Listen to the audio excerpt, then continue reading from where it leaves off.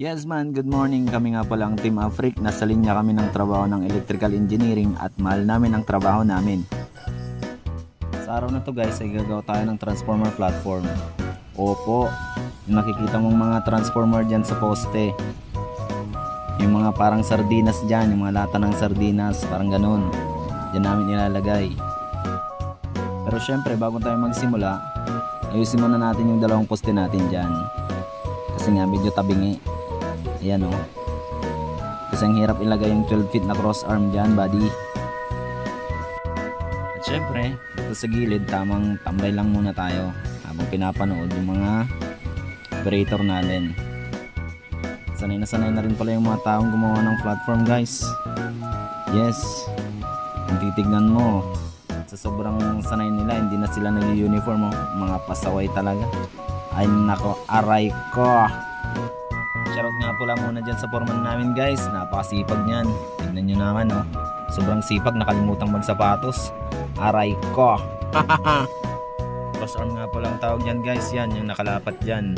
Yung parang nahiga. Ayan yung tinutungtungan ni Boss Darwin. Habang naghahanda sila ng ibang materials dyan guys, tamang sipat lang tayo dito sa gilid guys. Tinitignan natin kung nasa tamang tao ka na guys. Aray ko. Mali pala. Joke lang. So ayun nga, nasa tamang level naman yung cross arm natin. So naghahanda na yung mga welder natin dyan para ilagay yung mga ibang cross arm. Doon kasi papatong yung transformer natin. Yahoo! At ayun nga, tinanong na ako ng welder kung anong sukat. Sabi ko 8 inches. Ang haba naman engineer. Wow! Shoutout muna sa welder natin dyan na si Bonsai at saka si Enshongo. Magaling na rin yung mga yan.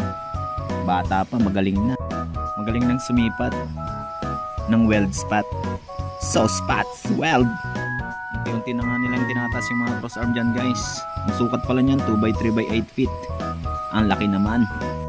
Aray ko. Ay Diyos ko po inang.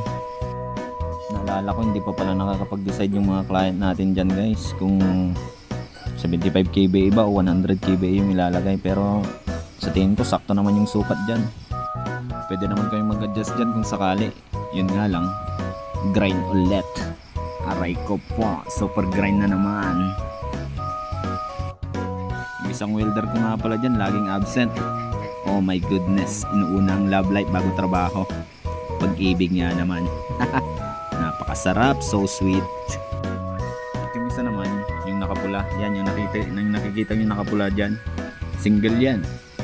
Baka naman, baka may available